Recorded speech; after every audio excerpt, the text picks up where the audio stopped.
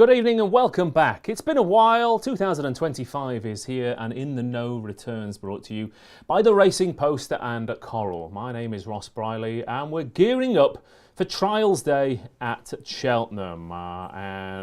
Look, we are here in the court of opinion with some cracking judges and a jury of our peers. That's you right at home. Getting ready for Trials Day tomorrow. So let us know your verdict. We're going to be judging some big names. East India Doc putting his Triumph challenge on the line. L'Empresse, could he be a Gold Cup contender at the age of 10? We're going to see second favourite for the Turners, Potter's Charm, lining up as well. I mean, there's loads more as well. So we're going to have a really cracking afternoon of racing at Cheltenham. And we're going to have a cracking evening trying to decipher where the value lies. And like I said, this is the first time we've seen you since Christmas, so I would say tell us what you've been up to, but given that it's January and it's either blowing a gale 50 miles an hour or frozen solid, probably not a lot. But we're starting to hot up now with Trials Day, of course, tomorrow, and then the DRF next weekend, and then before you know it, it'll be the Cheltenham Festival, Royal Ascot, and our lives will go on forever like that. Hello to everyone at home, to Johnny Jassoy, to Tom Leach, to Darren Walker, to Cheese, to Zabri Rogan, to Craig Woolley, to Dale Grimble, and to Disney Account and everyone else. So, like I said, let us know what your fancies are. Put your best fancies in capital letters with a little bit of a quick summary of what you fancy, and hopefully we'll read as many out as possible. But like I said, it is Trials Day. We have got some top judges, and raising the bar is the one and only Mr. Robbie Wilders. Hey, how you doing, mate? Thank you very much, mate. Yeah, good to be here. Been a long time since I've been in the studio in the evening. Forgot how bright it is, to be honest. It's a lot, isn't it? It's too much for me. I forgot. You can't wear shades, can you? It looks a little bit arrogant.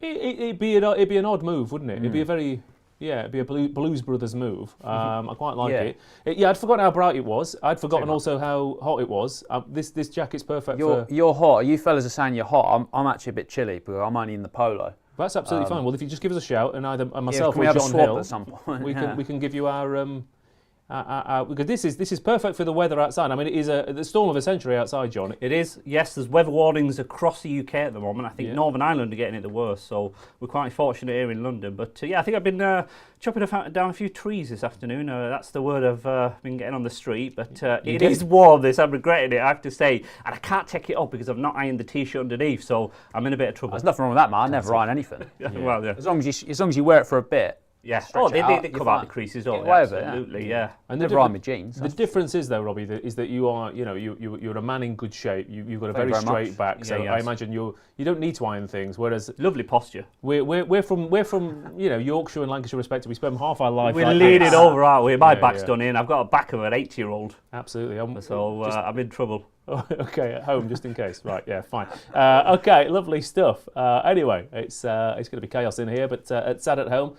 Our Supreme Court judge for Trials Day, fresh off the back of a very rare, you don't see many Thyestes Gamble Hurdle doubles in the paper, do you, Tom Segal? But that was a cracking Thursday for you. You must be warmed up for the weekend more than we are.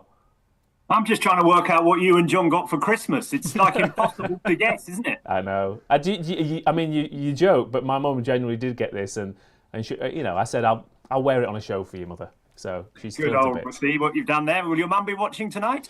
She pops in just to see that that the train hasn't broken down on the way, and that you're wearing her Christmas present. Absolutely. I don't think she watches the full hour. I think she 30 seconds checks in and then goes and makes tea or something. But anyway, tell her she's missing 59 minutes 30 of quite quality entertainment. Isn't that right? Absolutely. Here. It's going to be. It's nothing. It's all killer, no filler, Tom. That's what it is. Apart from this bit, this is definitely filler. Anyway, Tom. apart from the rest of the 52 minutes, yeah. Yeah, but you're in good form. Yeah, it's okay. Yeah. A few winners. It's my job. That's what I'm supposed to do. So it's nice when it comes off a couple of times. Oh, you're not one of these though. You're not one of I'm a Wednesday fan, and Josh Windass, doesn't celebrate a goal because that's his job. I mean. Well, you haven't celebrated it at the time. It's about 48 hours on, Ross. Oh, yeah, okay, yeah, you're right. You're only as good as your last winner, and fair enough. That's right. I assume you've tipped a couple of losers today, then, is that it? No, it was all right today, but as I say, I'm not one for keeping stats or anything like that. And the next race is the important one, not the ones that have gone before. I'm trying find the winner in the next one. Look at this. You've had media training, you have, I tell you. But yeah, we've got trials day at Cheltenham. Are there any horses on trial that you, in the back of your mind, you're thinking they're on my shortlist for the festival? Well, obviously, it'll be interesting to see how Constitution Hill comes. Second run back after a layoff. That'll be interesting to see, won't it?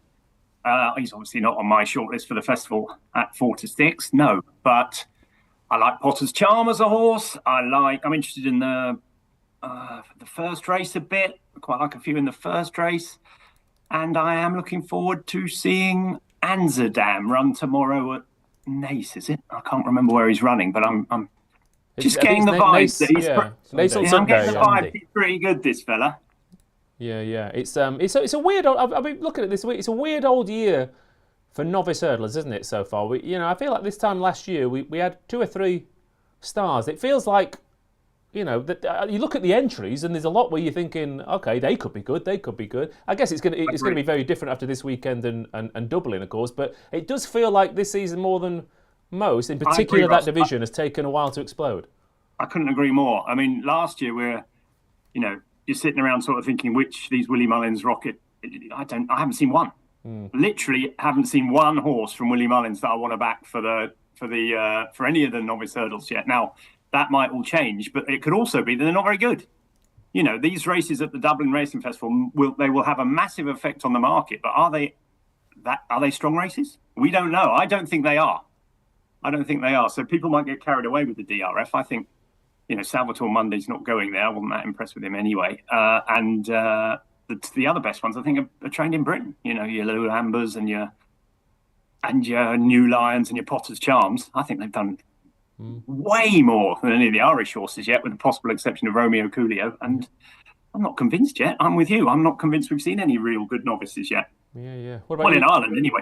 No. It's it just does seem a slightly strange year. What about where are you sitting? You're the anti-post man. I am. Yeah. I'm not as on top of Cheltenham as I used to be. I feel like it's harder to get edges than it used to be. I'm more purely about the Saturday coming up these days. Well, that's good. Have you got any tickets? Yeah, I have. Yeah, got a couple of nice positions for this weekend. So I've not had a single Cheltenham bet actually this year. Like, it was out of character. I'd normally have quite a few, but just. I feel like it's easy to get good value at the weekend. Yeah, no, I know what you mean. Well, everyone's so busy. I guess that's the thing. Everyone, if you're so obsessed with Cheltenham from the get-go, they're taking the eye off the anti-post markets that you like to look at. And it's not all about Cheltenham. It's not. Well, I mean, it is. I mean, this show, all right, it's mostly about Doncaster as well, but mainly not. Yeah. But you're right. But it's and this is the thing. You could be looking for. I mean, we've seen some. I mean, Lalamba, for example. Yeah. Look, he might dot up in the Triumph Hurdle, but 6-4. Would you want to take that right now? I'm not so sure off one run. Would you? I'm not sure. Given Henderson's record, I'd take 6-4 him turning up. Never mind winning. So you never know. Yeah. But anyway, what have you got for us tonight, John? Any well, the big offer is this pipped at the Pulse, and I'm sure people who are familiar with tuning in within the know all about this. We're running it on all 9 ITV races tomorrow. It's effectively, if you back a horse, it finishes second, beaten by a neck or less, will pay out as a winner up to £10 stake. So lots of customers have benefited from this so far. If you have a 12-1 shot, tenner on it, and you're done at the Pulse, 120 quid in your pocket you wouldn't have had. So we're running that tomorrow on all 9 races. That's fantastic. Got a couple of specials as well and boost. East India Dock and Constitution Hill, 2 of the hot pots tomorrow. Both horses to win by 4 lengths or more. We're pushing it out to 3-1 from 5-2. So that's East India Dock and Constitution Hill. Should both win. That's pretty good. That's not bad. That's actually pretty good. Yeah. I think that will come in. Yeah. I mean, East India Dock. I mean, look, he's either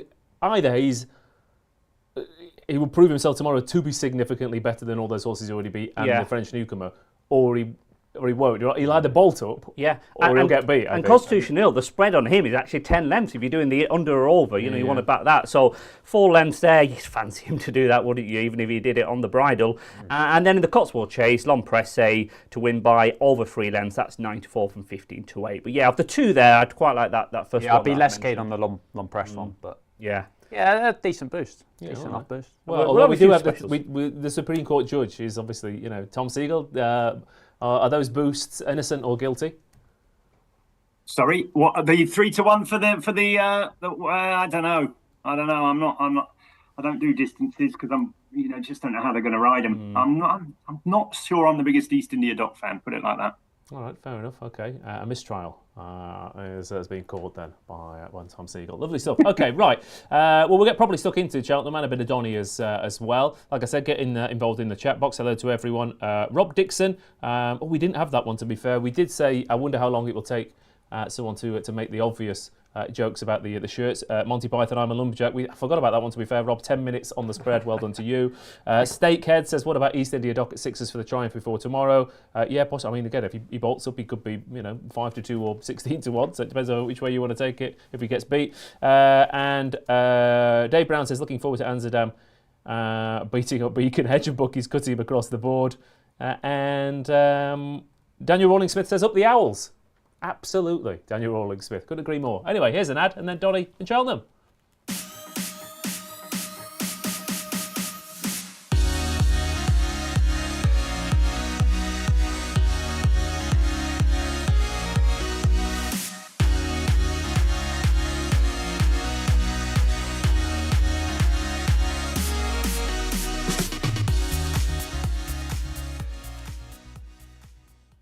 Okay, a bit of Cheltenham, a bit of Doncaster. Both of them managing to avoid the 100-mile-an-hour winds, which is nice. And anyone who is being affected them can stay in and watch it. So there you go. The first race we're going to have a look at is the 150 at Cheltenham tomorrow. It is the most Cheltenham races of all Cheltenham races. It's the 2.5-mile handicap chase, and again, a lot of the same names, familiar names turning up, but it might well be a different result. Journey's Destiny, though, is often well fancied in these races. Top weight and 3-1 favourite here. Iroko is 4-1. Moon d'Orange is 6-1. Imperial Saint 6-1. 8-1 Sumscope. Il Redoto 9-1. Gemeron 10s and Soul Icon 11-1. And it is bigger the rest. The more things change, the more things stay the same. Robbie Wilders. There are a few new names in the mix there. Imperial Saint in particular has been hacking up on flatter tracks elsewhere, but mostly we kind of know what we're getting with these. We do, yeah. Imperial Saint is interesting. I mean, he has done his winning on flatter tracks. He's looked really good at Aintree.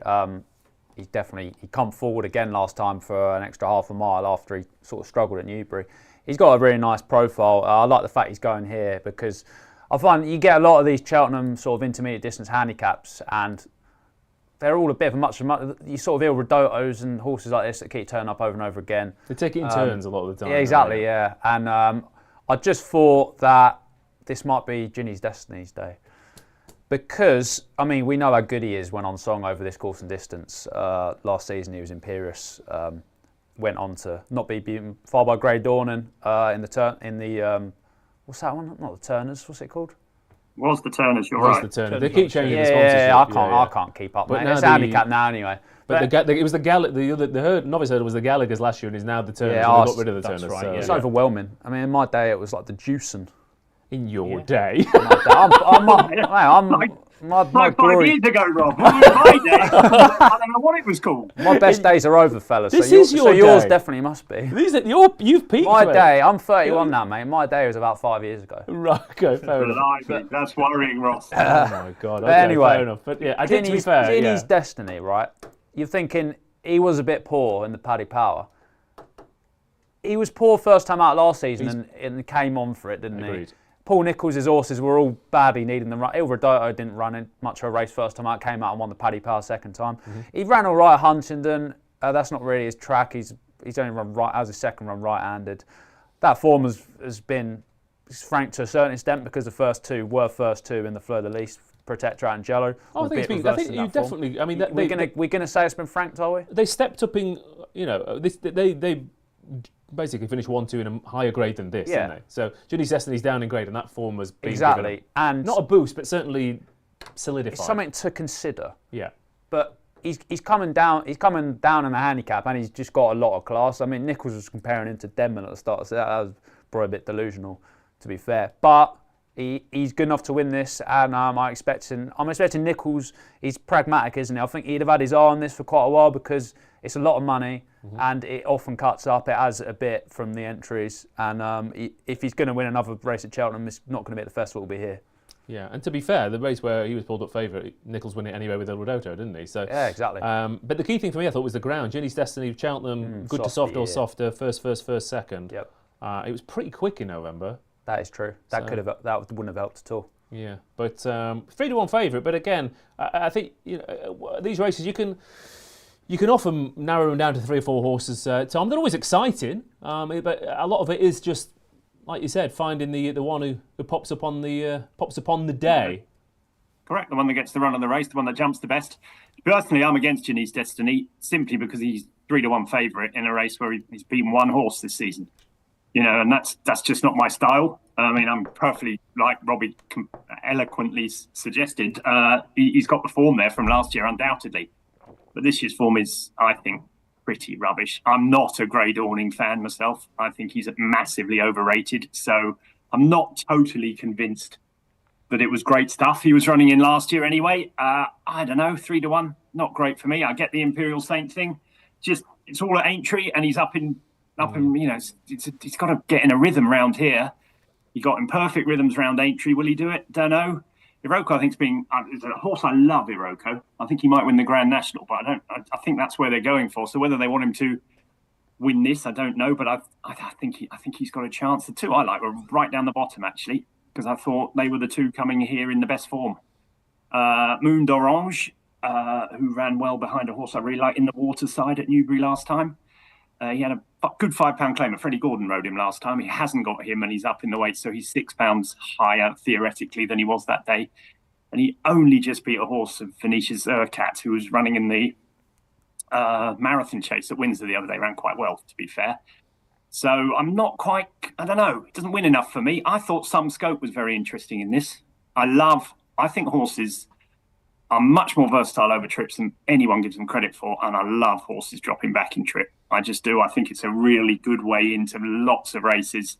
Some Scope, if you watch the Roland Merrick last time, he travelled best of all, he jumped best of all, he was in front 3 out. You can't tell me he won't be able, won't cope with 2.5 miles around Cheltenham. It's just the Cheltenham that is the worry for him, because he came on his reappearance, he hardly jumped a fence on his comeback run. I think Broadway Boy ran in the race. I'm not sure if he won it. He might have won it. I don't know.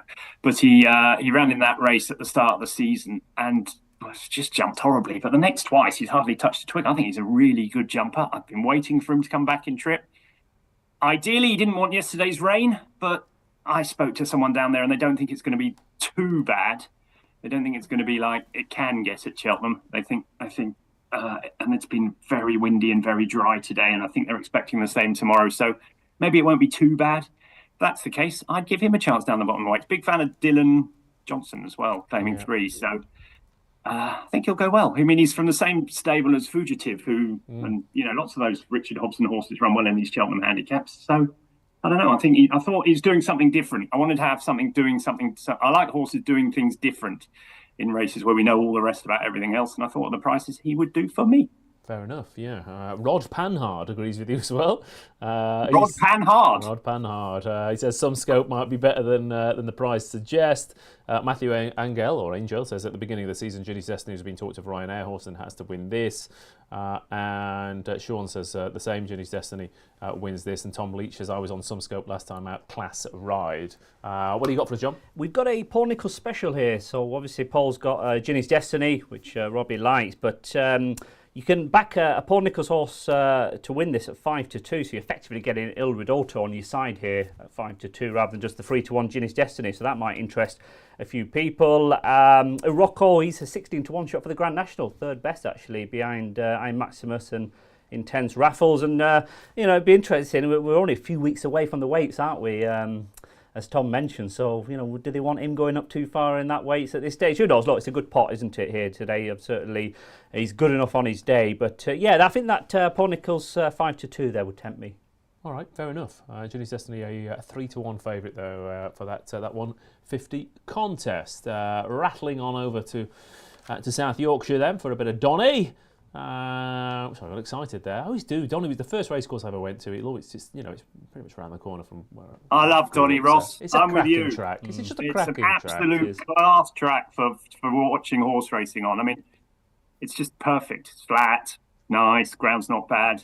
Donny and Newbury, thumbs up to them. I agree. It's fair. They get decent fields every single time. It's also what helps. I think it's slap bang in the middle of the country helps, doesn't it? So everyone, totally. South versus North, often turn up. It's too far north for me, mate. I tell you. I know, but not a gaff I would plan on visiting, to be honest. Yeah, I know, but you get a sound nice. You should, Rob. You should, Rob. It's a great track from Donny. Yeah, but if you get to Stevenage, your nose starts bleeding. So yeah, I don't know. I don't really like go to the course so much, to be honest. No, that's fair enough. Maverick. Anyway. Plus, look, I'm not saying I'm just you're a southerner, so exactly. Yeah, we've got enough for you London time. It's moving up north. We got enough for you down here, mate. Yeah, fair enough. Yeah, I'll be back in a bit.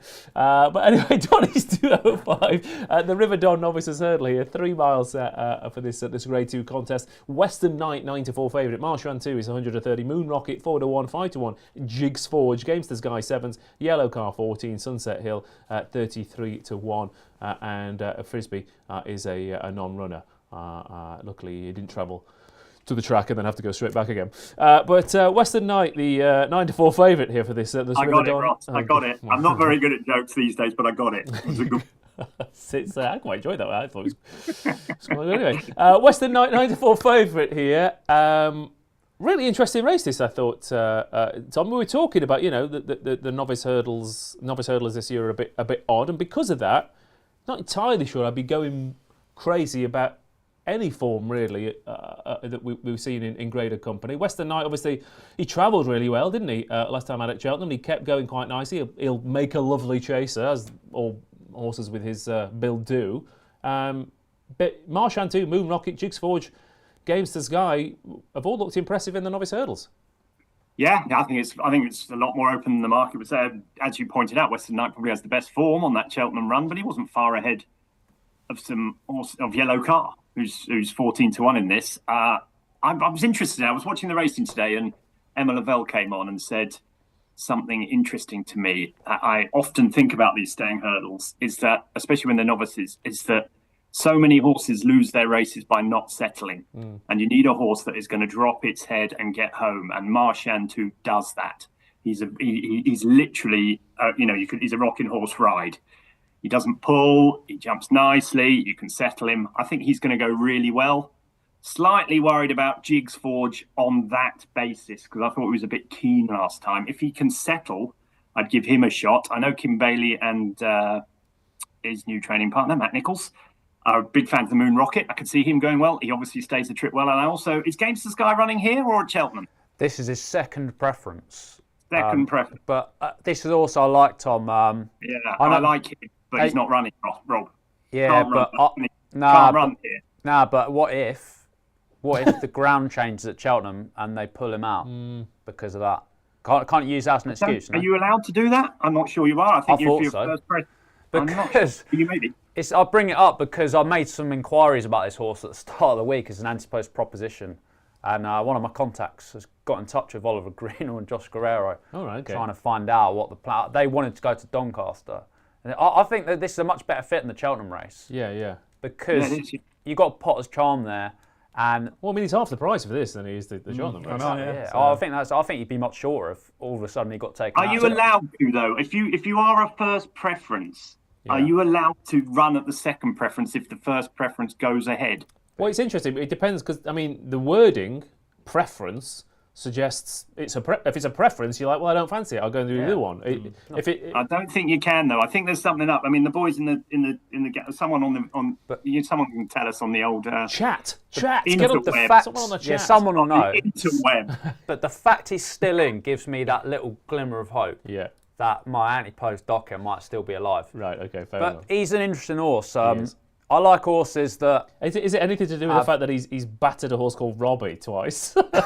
Hey, nice. Is that what caught your eye? That is relevant, yeah. Sure. But what is equally pertinent, I think, is the fact that he should have beaten Navajo Indy on his hurdling debut.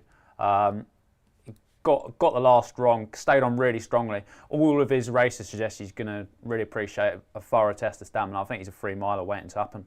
And just thought he was like 12-1 at the start. I thought that was huge considering Doncaster at the start of the week at least was the plan, but maybe they're reaching a bit higher, and maybe he'll run really well behind Bart's Jarman and prove up to that sort of level. But yeah, I've had to take a rain check on that one for now, and I'll probably be most interested in Marchand too. Like Segal says, really good attitude, etc. Should like this sort of test, but I'm going to leave it now, to be honest. Yeah, it's a funny one because I don't know about you, Tom, but sometimes it doesn't. I prefer it. It's stronger. When I'm looking at 2-year-old group races, for example, people go mad for, this ran well in a listed race or group race last time out. But I think if you just strip those runs away and just look, what did you do when winning your novice or your maiden, you get a rough idea of the genuine ability of a horse. Because obviously a horse who's finished second in a graded race last time out is going to be better form than a horse who hasn't run the graded race yet. So, I mean, on that evidence, I think they've all got a bit of a chance. But Marchand 2 beat Excello further than Western Knight did, and is a bigger price. Like you said, Moon Rocket's interesting. Jigs Forge is a funny one. If it was really soft ground, I was really impressed with the way he kept going at Fosslas. But is this his conditions? Well, he wouldn't be running him if it's not going to be rattling fast, is it? Donny, he'll be on the slow side of good, I would imagine. I don't know. I think, as you say, you put it perfectly. I could see any of the top 5 winning. There's nothing between them. On obviously the form boys will say Western Knight's clear, but as you pointed out, I mean, is finishing second 3 lengths in front of Yellow Car any better than what Marchand 2 did at Windsor? Probably not. No. Okay. Western Knight, the 94 favourite, Marchand 2, 130. Yeah, genuinely any of the first 5 in the betting could get involved here, John. Yeah, I spoke to Joe Tizza this morning for his Coral blog, and he was delighted with that run at Cheltenham last time. He just felt it just lacked a bit of experience compared to that French horse that beat him. So he fully expects him to step up on that run. The Albert Bartlett is the clear plan for him at the Cheltenham, so he'll expect him, probably to win here and put himself a lot closer at the top of the bet. He's actually 33-1 for that race. The Yellow Clay, the 6-1 favourite for the Albert Bartlett at this stage. But yeah, Joe very much expects a big run from him. Yeah, and the only thing in the back of my mind, right, is that the Albert Bartlett in particular, and this group of horses, your 3-mile novice hurdlers, because again there's so many novice hurdle options and that kind of thing. Yeah, I've noticed over the years, it's the horses who've won point to points, proper 3-mile point to points, who go and win these races. Now, you've been reading my preview analyses at Cheltenham, haven't you? Because we talked about this. Yeah. Well, Western Knight there's has a crazy stat. If you've backed every horse that won a 3-mile point to point level stakes, you'd be up by like 200 points or something over the last 20 years. Well, and last two, Kerry Hill last year won this. Maximilian who won it the year before, both similar types. So you've got Moon Rocket, you've got Jigs Forge. Those 2 horses, I don't know. That's against Games's Guy, frustratingly, but probably not going to run anyway. It is a little bit. The only thing you'd say about stuff like that, Ross, is that all these other horses could have run in point to points and they could have won them. They just haven't, they're just different type of horse. So while it is a good indication that they are definite stayers, I don't think necessarily I think Games's Guy would love 3 miles, for example. Yeah, no, and I agree with you. I just think there's one thing that's so underplayed a lot in racing personally is, this horse will stay 3 miles. And the thing is, a lot of the time, and this goes to all of us in life, the first time you do something, you often come up against someone who's done it, even if it's just 1 or 2 times before, and they kind of know what the deal is. And you go, next time I'll learn and I'll be better than you. And I feel sometimes with these kind of horses who've proven themselves in those conditions, they might get outstayed in the future, but they go, look, this is your first time at this trip. Next time you'll be better than me. I'm not convinced your mum has done shirt shopping too many times before, to be honest. Right, okay, I see what you mean. Right, I was like, what the hell are you talking about? I can assure you she has, because I'll tell you what, my dad never knows. When I open a Christmas present, my dad go, okay, thanks, Dad. He'll go, was that from me? So it's definitely my mum, I can assure you. Definitely my mum, okay. Yeah, it's definitely my mum. Anyway, 205 at Doncaster, really interesting race. Tough to pick a winner then. The Cotswold Chase at Cheltenham, 225. L'Empresse 4-5. Gentleman's Game 3-1. Chantry House 7-1. Stage Star 9-1. Delta Work 22-1. Tommy Bow 66-1. Rather an odd combination of horses. I can't help but feel at least 2 of these are having a nice day out with future races in mind. But we do have L'Empresse, whose record at Cheltenham is 2 wins and a 4th in a Gold Cup, and is up against Gentleman's Game, Chantry House, and Stage Star. Bit of a fan favourite as well from a yard who, again, just with staying chasers are absolutely unbelievable. Can we see him getting beat tomorrow? I had more hope when Capodanno was entered because he won it really impressively last year. He's not made the journey over, so that's one obstacle out of the way. And because I was sort of looking at this thinking a lot of Venetia Williams horses she had a lot of beaten favourites last weekend. A lot of horses didn't run their races, not quite firing the way they were in November and December. But that's what she's since had 2 from 2 since I said that. Admittedly at fairly short prices. But I mean, they might not be over the hill just yet, but he really should be winning. Even a replication of his Kempton run should be good enough. He's getting £6 from inferior horses. That's what I mean. He's getting weight from Gentleman's Game and Station. Exactly. Gentleman's Game is a good horse. Yeah. He's obviously the right second favourite, but I don't know. Maybe he's not actually got He's not got the best record really. I just think Long Press really he should be good enough in this company. Not got loads to say on it now. I'm the start where I really wanted to take him on, but I've just sort of given up. Yeah. Well, that's what I mean. You've got to kind of look what he's up against rather than what he might be up against. I mean, and like I said, it's a cliche, Tom, but this is his Gold Cup. It's probably bang on, isn't it? And he might, to be fair, I think it's him and Grey Dawning are joint best British horse in the betting for the Gold Cup. So he is actually our best hope for winning the Gold Cup, or one of them. Yeah, I think he's by far the best staying chaser in Britain. Myself, Long Press. I know for a fact, I spoke to Venetia about this. He got badly injured 2 out in the Gold Cup last year. If you watch the race again, Charlie Deutsch is looking between his legs, turning for home. He's looking, he's going to run a massive race. He got struck into at the second last. That's why he finished weakly. He's run a cracker on his comeback at a track that he hates. He's no good at Kempton compared to Cheltenham. The rain yesterday will help. The worry, as Robbie pointed out, is whether the stable form is whether you can trust him to run his best race, because it's not that they've run badly. Some of it, they've run deplorably. Royal Pagaille, and I thought Jello was nothing like the horse that we saw at Huntingdon, at Windsor. I thought the Flying Five didn't run very well. I mean, I just think there's lots of horses that have run deplorably. If this horse is fine, I think he wins, and I think he wins on the bridle. Question is, do you want to take 4 to 5, 4 to 6 about a horse that I've got that nagging doubt about in the back of my mind? I hope not, because he's my favourite horse and staying chaser in training. I love him. I think he's just a superstar, always have done. Would love him to win, think he will win. He's a lot better than the rest. It's just whether he's going to be at his best today. I hope so. I think he probably will be, but I don't want to back him at the price. Of the rest, you can make cases. I don't really like any of them, to be honest. Tommy Bow can't win. Delta Works surely isn't, surely the cross country is for him. Stage Star, I think, is crying out for 3 miles, but his last 4 runs have been horrendous. Hardly, hasn't done anything in his last 4 runs. Who knows what you're going to get from him? And he's got to give weight to Long Press when he should be getting it, really. Chantry House is the one that's going to run his race, but he's 11. He's got a very, very good record over fences at Cheltenham. I think he's won 3 chases at Cheltenham. Been beaten once and was 14, pulled up in the Gold Cup when he smashed into the first fence or something. But he's got a very good record at Cheltenham, and he's won this race before. Came back last time. If Long Press fluffs his lines, I think Chantry House might be the one to take advantage. Gentleman's Game, look, he ran a cracker last time, didn't he? In the was it the Savills at Leopardstown, third to Galopan and back to File. That's clearly the best form around. At chasing this season, just getting the weight. Do I think he really likes Cheltenham? Not convinced. So I think Long Press will win, and if he doesn't win, Chantry House might. Yeah, fair enough. I mean, I agree entirely. I mean, the interesting thing about the Venetia Williams thing, though, is that she's had 4 winners in the past. 4 winners from 27 runnings the past 2 weeks.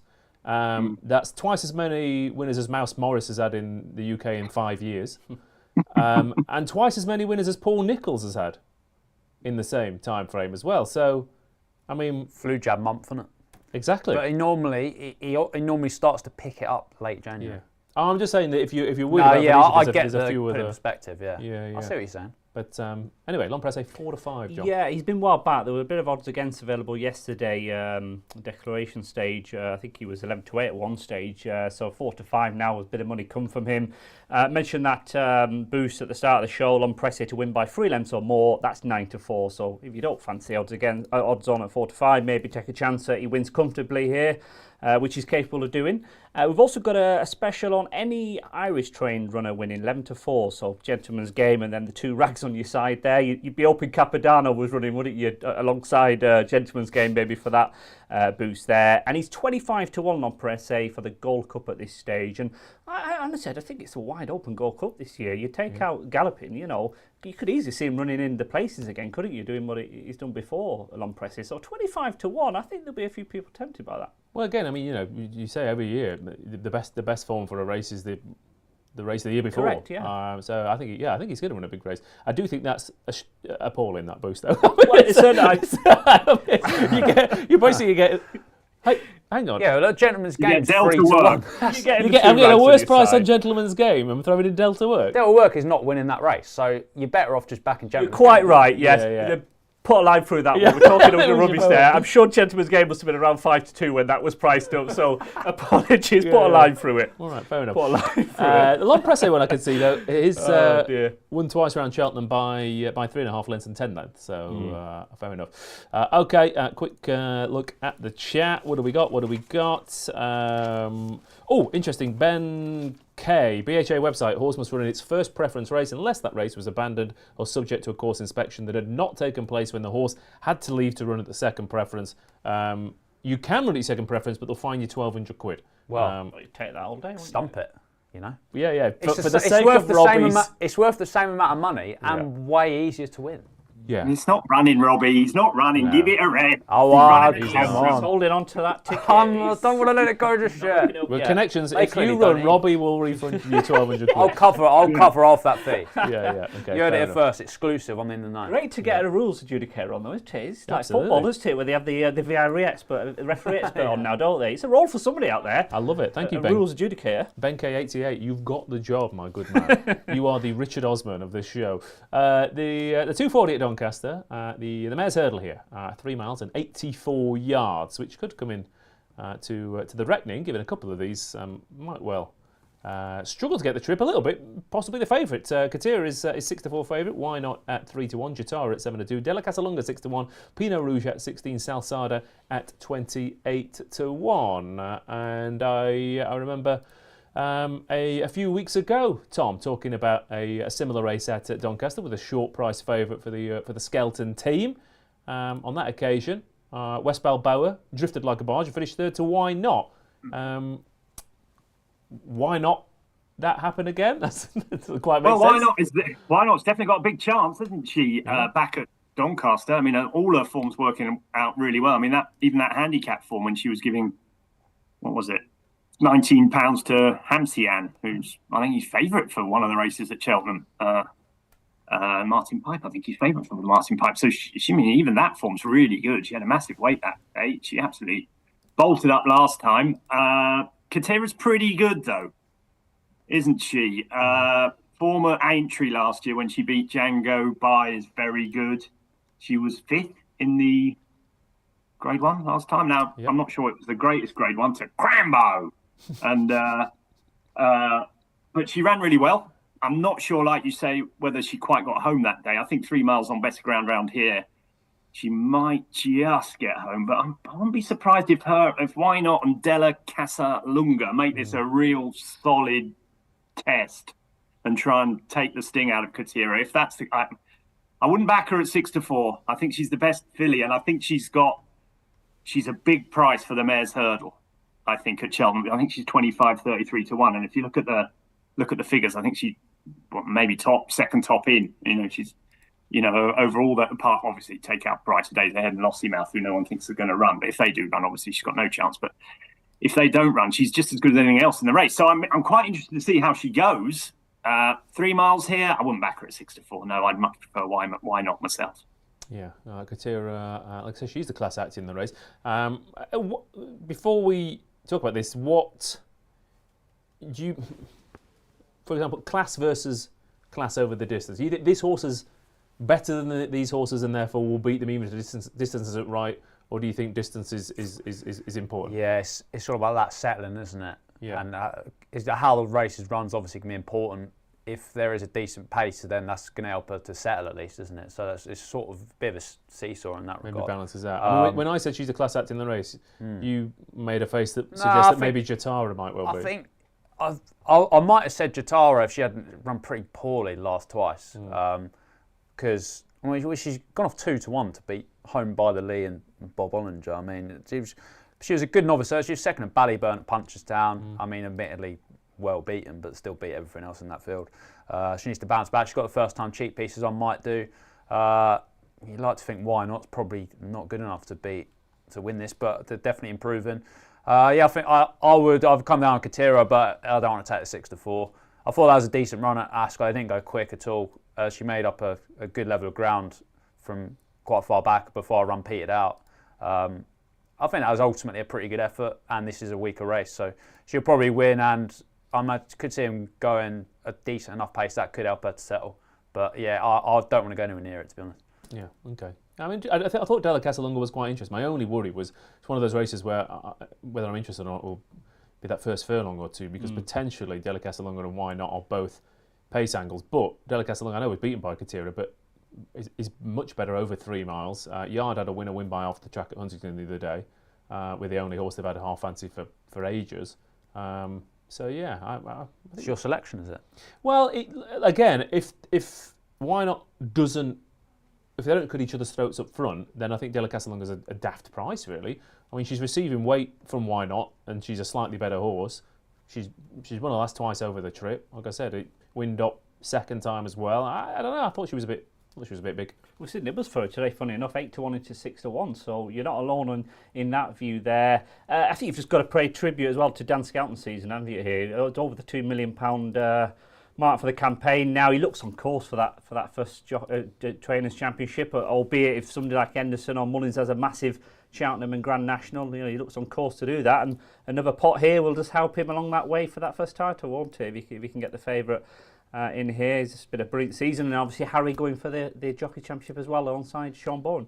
Yeah, it's funny that it's just quietly, like you said, just been banging in. He has, winners. yeah. Well, 2 million at this stage of the season is good for anybody. I mean, Nichols at his prime, Henderson in their prime. 2 million is fantastic, and he'll have some chances, won't he, at the festival? He's got a few chances. Well, the new Lion will be favourite. Yeah, exactly. Protectorat's defending his Ryanair. He'll have 3 or 4 horses who are attractively handicapped. So he just doesn't want, as I say, a Henderson or Nichols to have a big meeting and then win the national. Nichols did that, I think, 2012, didn't he? That photo finish where he just got it on the line and it ended up winning the training championship. So that's a fascinating angle just to keep an eye on over the next few months as well, I think. Okay, thank you very much.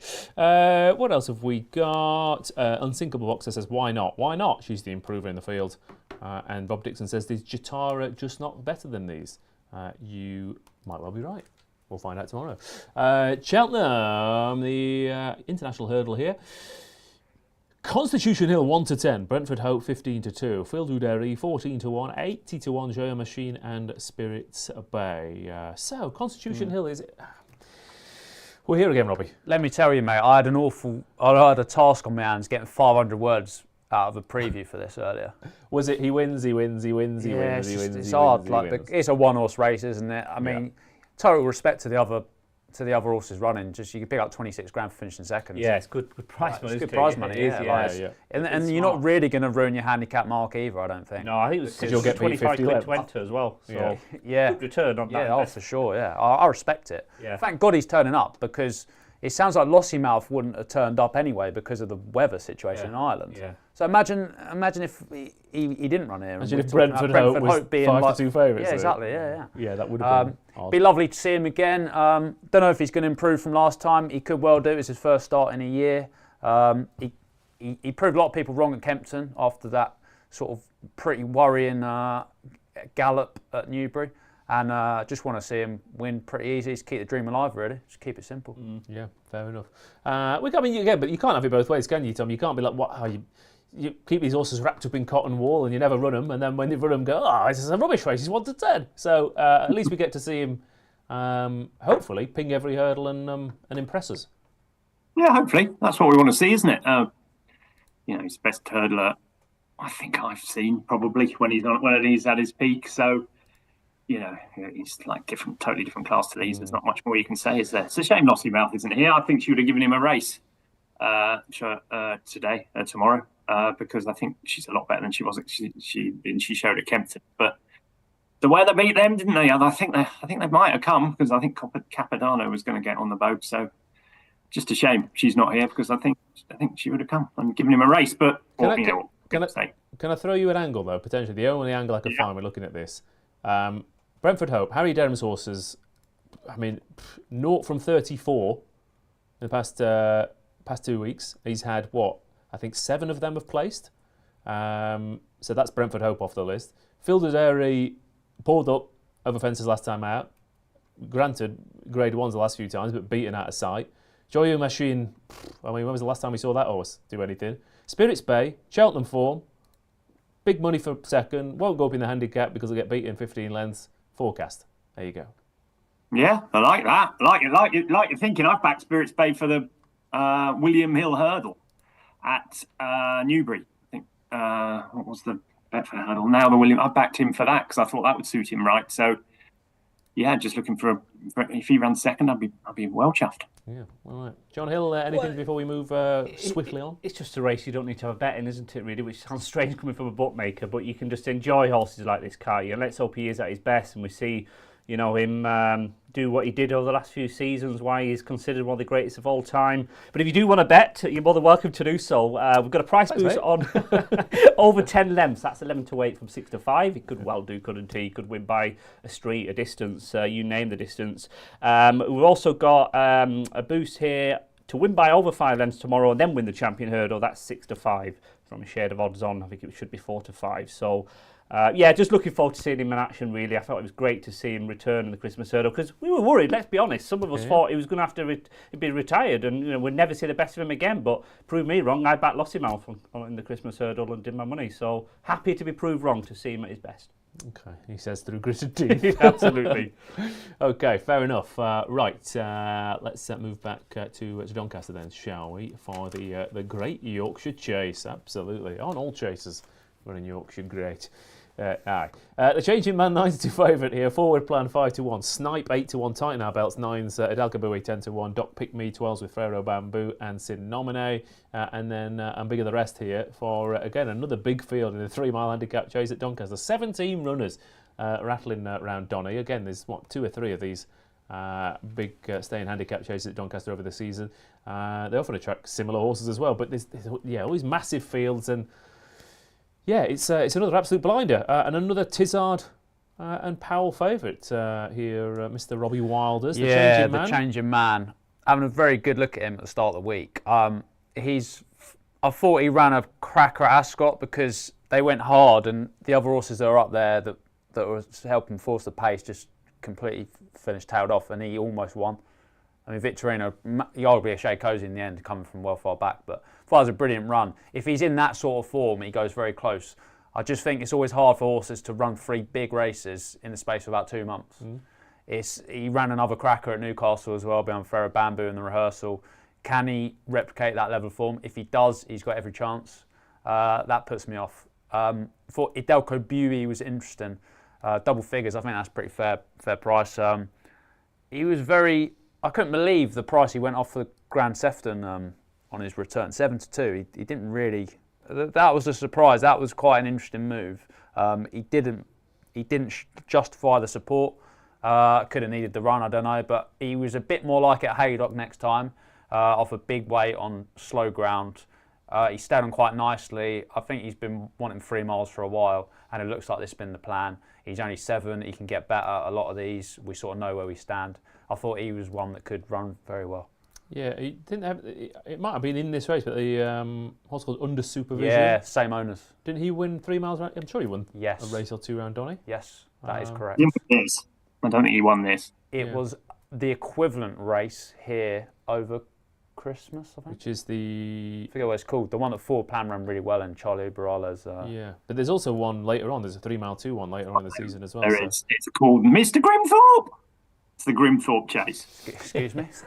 It's called the Grimthorpe Chase. Thank you very much for that, Tom Segal. Thank you. As we all know, Robbie is 31, so has no idea what you're talking about. Yeah, not Scoop. I don't know why you fellas keep going Cramble as well. That's just Is that an in the know in joke? You have to be in the know. Yeah. Unfortunately, I'm not always invited, mate. So it was which is fine. Rodders. It was Rodders. Oh, at Rodders Cheltenham, was it? yeah. Oh, It was a nice. Rodders special. My gaffer. I'll send you it. Exactly. I'll Please, send you. yeah. It's Rodders' finest hour. He's had many. So he has had many. We're going to have one day. We're going to have a full show counting down Rodders' finest hours. But similar to Cheltenham though, Tom. Similar horses do turn up in this, and often your Forward Plans of this world, who's never run a bad race at this track, and everyone says Cheltenham form, but your Donny horses keep coming back and performing well, and there is a handful of them from that race last time out. Yeah, absolutely. I love the Great Yorkshire Chase. It's always been one of my favourites. I think it's just really hard to come from a long way back at Donny, because you cannot miss a fence. It's a bit like Newbury. This is what we were saying earlier, that the fences they're so nicely spaced out that you can't make up the ground in between them very quickly. At Cheltenham, there's long runs and there's short runs. You know what I mean? Whereas at Donny and Newbury, the fences are nicely spaced out, so it's really hard to make up a lot of ground. So I'm a little bit against Snipe on that thing, because everything's going to have to go right for him to win, because he can't make one mistake. If he makes one mistake or gets tampered once, I think it'll be really hard for him. So I'm looking for horses that are ridden forward. I know there's plenty of them. I'm not one of these people that thinks if there's loads of front runners, you can't front run and win. I think that's an absolute load of old rubbish. So I like the Changing Man most. I think the two races he's got beaten in are better than this, and I think he should have won them both. He gave Ferrero Rambu about 20 lengths head start. If you watch the race again, he cut him back and then just missed the last two fences. Otherwise, I think he would have won. And as Robbie said last time, I think the ground was a bit too soft for him at Ascot, and he still nearly won. I mean, coming to the last, I thought Victorino was going to beat him 5 lengths, and he only got past him in the last stride. So I think he's the most likely winner by far. But I totally agree with you about the Doncaster race last time, Charlie Uberale's race and Forward Plan race. Forward Plan has to go well with Chad Bament taking off £10. That gives him a great chance. Just got to jump properly in behind horses.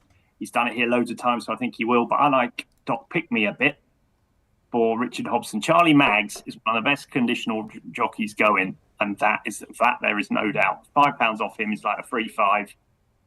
Great record at Doncaster. If you get the Racing Post tomorrow, I think Richard Hobson says this horse is. I didn't know this when I tipped him and backed him, but he's never had the horse better. Can't wait for the race. Everything's been teed up for this race, so I think he's going to go really well. He doesn't want to, just jumping can be a little bit iffy. And if loads of them sprint out the gates and he misses the first, then he could get behind. That would be my worry for him. But otherwise, I think he'll go well. And good old Charlie will run well as well. I mean, Charlie's got this. This is the one. I look. I don't know if it's again the connections or what, but this horse has won that race last time out. Went out of the handicap. Was third in this race last year off a mark of 122 at 50-1. Ran a blinder at Kells. But not only that, the other day at Wetherby, Diane Sayer had 2 runners who were 25-1 the pair of them. They both finished second. Both on the bridle, looked like they were going to win. She had a winner at Haydock last week. She had 3 runners in the past week and a half. They finished first, second, and second. Coming back to the same course, Danny McMenamin's got a cracking record on the horse. I don't understand why he's not single figures. I very, very, very rarely bet in handicap chases, but I was looking at him thinking this horse should be 7-1. Well, that was how I looked at it earlier in the week. I backed the pair of them. I had a few quid on Charlie Urales, had a bigger bet on Doc Pick Me because they were 30. Well, Charlie was 14s and Doc Pick Me was 40s or something. So I backed the pair of them. Looking at the prices now, there should be nothing between Forward Plan, Doc Pick Me, and Charlie from what we saw last time. They should all be around 10-1, or maybe shorter in your opinion, Russ. So I think all 3 of them have got great chances. I can't see any reason why they're not going to run well. Okay, Robbie Wilder's the Great Yorkshire Chase. I've given my. Oh yeah, of course you have. Yeah. I can repeat it. I don't know if Del Caboué, wasn't it? Yeah, Del Caboué. Yeah. Well, I want to hear what Mr. Hall says about the Changing Man. What did Joe Tizard say? Did he say he was going to win? He said he's going to win one of these eventually. He's obviously been knocking the door last 2 starts. No, it isn't. Just finding one. Can he tell us when? Can he tell us exactly when? He didn't quite tell me that. No, but Look, he's been running consistently well, hasn't he? Whether tomorrow's his day or not, we'll find out. But we are going 5 places instead of 4 here. That's good news for each way backers. Interesting special as well. A female trained winner here. We've got a few female trained runners, haven't we? 2-1 for any female trained runner. Emma Lavall's got one. Venetia Williams, Diane Sayer, Fiona Needham. So maybe that will interest you. But yeah, he has been popular, the changing man. He was 6-1 yesterday, now 9-2. So it looks like he is going to go off favourite, the Joe Tizard runner. Okay. Didn't fill me with much confidence, did he? No, John? sorry, I Didn't fill me with much confidence. No, it was very much a straight bat, wasn't it, there for Mr. Tizard? But Actually, maybe. But just quickly with that special, actually, the other horse I forgot about was Mel Rowley. He's got raffle ticket in here, complete outside of the whole lot. Throw in there then. Beat Soul Icon at Aintree back in May. Yeah. And beat Cruise Control at Doncaster back in January last year, and looks like he'll appreciate the trip. I think 25-1's far too big. Spotlight Nap as well. Is it? Yep. What raffle ticket? Yeah, I couldn't believe my eyes either, mate.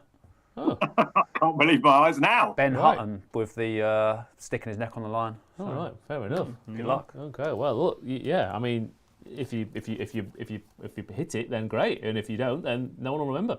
So fair enough. Doc Pick Me for Rod Panhard and Disney Accounts. Idelka Berry for Sean O'Connor.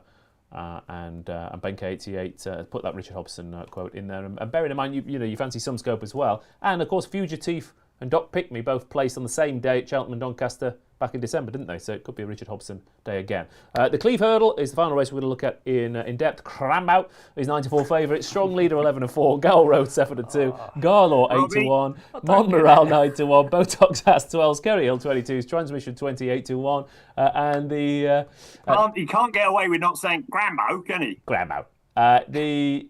The battle, Robbie Wilder's once again to find any solid horse to take on Tiapu in the Stayers. Every 3-mile graded hurdle seems to throw up a different winner. There's no solid horse here apart from Gowl Road, but he's solid in handicaps essentially. I mean, I know some people like him. He's come in quite a bit actually, 7-2. He's not at the start of the week. I don't know, John, he's more like 8-1 or something. He would have been that price. Yeah, the top two of the betting, they're both drifted. So, I get that. I see that, but I think the money's come down on the wrong horse in Gowl Road. I like Montmoral here. He was very impressive in the Pertemps final over this course and distance on ground that is probably going to be similar enough. That race was something like 6 seconds quicker than the Stayers Hurdle. He can stay for sure if they go hard. He ran okay behind strong leader at Newbury. I thought he found himself in a slightly worse position given the way the race unfolded. I feel like Nichols would have aimed him at this potentially. I know he's qualified for the Pertemps final, but I feel like this is almost more winnable than that race, to be honest. And there's 40 grand up for grabs in that trainer's title race. He shouldn't be 9-1. I think that's massive, to be honest. And it's just the worry about the old flu jabs. But I think he's coming out the other side. And if Ginny's Destiny does what I hope he does in that further, this is only going to increase my confidence in Montmoral. I think he's overpriced. Yeah, I mean, it's interesting, isn't it, that you've got Tom. It's very rare in a Cheltenham race like this that you look at 2 horses at the top of the betting that aren't really Cheltenham horses, and then you've got loads of other Cheltenham horses up against them. I mean, you've got the classic 3-mile hurdlers move of chasers who've gone, I'm sick of jumping fences, dropping back, Garlaw, but Super Survivor won the other day for Jamie Snowden, very similar type. Even Transmission's a proper Cheltenham horse as well. Is this too top heavy? Yeah, probably. I mean, they're Grade 1 winners, aren't they, against horses that have been running around in handicaps, basically. So they have a class edge, but as we discussed earlier, were they really strong Grade 1s? I think strong leaders one at Aintree was, but it's just whether he can. What happened last time? And is he any good at Cheltenham? His trainer didn't think he was any good at Cheltenham, did he? But he ran okay in this race last year, didn't he? I think he finished strongly to be third. That was a better renewal than this, or was it really? The Grand National winner won it, didn't he? It was a similar. It's a similar mixed bag, wasn't it? Yeah. I found this a real puzzle. I didn't know where to go. I mean, earlier in the week, I was thinking if Gowl Road's 10-1 or whatever, I'd maybe have a dart at him. But 7-2, no thanks. He doesn't win handicaps very often. He might win, but he's plenty short enough. Garlaw's an interesting horse. I've always think, he didn't stay in the Coral Gold Trophy at Newbury one day, and so everyone doesn't have him down as a 3-miler. But if you think back to when he was Great Yorkshire Chase Day, he was he came down at the last when he would have been first or second in the Great Yorkshire Chase a couple of years back. I don't think 3 miles is a problem for him. I prefer the ground not to be too testing. Monmoral has clearly got a chance if he's on his A game. Botox has sort of lost his way a bit. I don't know. Maybe Monmoral. Maybe Robbie's talked me into Monmoral. I do think Transmission might well at a big price as well. Yeah. I do think Transmission might well at a big price as well. What do you think about Kerry Hill, Tom? I just didn't like last time. Flat. Rob. Yeah. Look, he looked really good, didn't he, when he won the River Don? I was a big fan of him at the start of the season, but reading, I think Chris Cook wrote an article, had an interview with his trainer, and he's had a few problems. Whether today or tomorrow will be the day, I don't know. If this horse wins a race, is competitive in these kind of races, it's going to be Aintree, isn't it? I think. Yeah, I think so. But he'll run in strong leader, won't he? So I think strong leader's virtually unbeatable around Aintree, isn't he? Oh no, I'm just saying. But if Kevin Hill's going to have, I mean, I don't think he particularly got home behind Shanna Bobby last year either. So I think that this might be just like we'll keep him ticking over. Yeah. It's a really hard race, as you say. You can. I don't really fancy anything. What about you, Ross? No, me neither. And given that as I was messaging you the other day, I've backed one to stay as anti-post. I'm hoping it is rubbish. Quite frankly, I'm hoping they all finish in a heap because I don't think anything's too obvious. But like you said, I do think that there is an angle potentially, John. That the fact that there are a lot of Cheltenham horses in here and the top 2 in the betting aren't necessarily Cheltenham horses. But have you got anything for us? Well, they're both drifting, but I spoke to Sean for his Coral Blog strongly. He's betting much better this time. He struggled with his breathing at Ascot last time. He's had a wind up since, so they fully expect that to be recovered. It was almost too bad to be true, wasn't it? Came home down the back of the field. That's not, a Grade 1 horse. So strong leader should be better tomorrow. But Robbie mentioned it. Gower Roller's the one that's been backed. 7-2 was as big as 8-1 earlier in the week. So there's not much value left at that price, is there? And we've got a couple of specials on Sam Twist and Davis. Could be a great day tomorrow for Sam. East India Dock early doors, Potter's Charm later in the card as well. So 6-5 for him to have 2 or more winners, 7-1 for 3 or more winners. So it could be a good day for Sam Twist and Davis. Okay, thank you very much, Mr. Hill. Okay, that's the last race we're going to preview. Then quick throw out to the chat. We're going to get the naps in a second. So what are your naps? And we'll maybe throw them in after the ad. Monmoral could be popped into the stays if he goes close, says Tom Leach. To be fair, I'm not sure he might win this and then still go for the Pertemps anyway, to be fair. Monmoral as well, says Jorge Lozano Lima. Thank you for watching. And Monmoral won't be ready, says Sean O'Connor. Well, why not? It's tomorrow. I think you're wrong, Matt. Yeah, fair enough. The race is tomorrow. I hope he's ready. But anyway, we've got an ad, then the naps. To the final bend of the Coral Fan Derby, where racing lovers of the UK are in a spectacular contest. And watch this, he's shaking his phone like it's a pocket-sized maraca. They're all getting rewards now. He's shaking it, she's shaking it, they're all shaking it. Play the free Coral Reward Shaker to win guaranteed daily rewards and offers.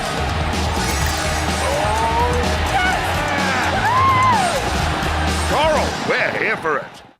All right, best bets then on Trials Day or at Cheltenham or Doncaster or anywhere else. What are we going to go for, Robbie Wilders? I think I'm going to go for Monmoral.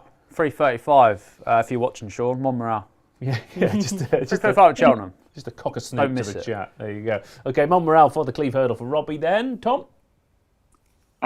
First race tomorrow, the time form race. I think Guard Your Dreams is too big a price at around 10-11-1 really. I think he'll run really well. Was he fourth in that hot handicap? He's running against Novices tomorrow. I think he'll go really well. So Guard Your Dreams in the first race. Okay, Guard Your Dreams it is. I mean, it's not going to win that, but I hope East India Dock bolts up and solidifies his triumph claim. So I'm going to again, 3 mile handicap chase is not my bag, but I do think Charlie Borellis is a daft price. What about you, John? I'm going to Donny, Western Knight in the River Don Novices Hurdle for the Joe Tizard team. Lovely stuff. Thank you very much. And any on the chat before we go? Resplendent Greys, the nap for Doghouse Riley. Dale Grimble says he's a grandad, so he's due a nap. And Matthew Angle says Saligo Bay on Sunday at Sedgefield is nap of the weekend. And Monty 1979 is going with Constitution Hill. Thank you, Monty. Really putting your neck on the line there. Anyway, fun and games over the weekend, and then we'll be back next week to talk about a bit of Leopardstown action. And then we've got the Cheltenham previews Monday nights from February the 3rd. Tune in for that. Thanks for watching. See you next time.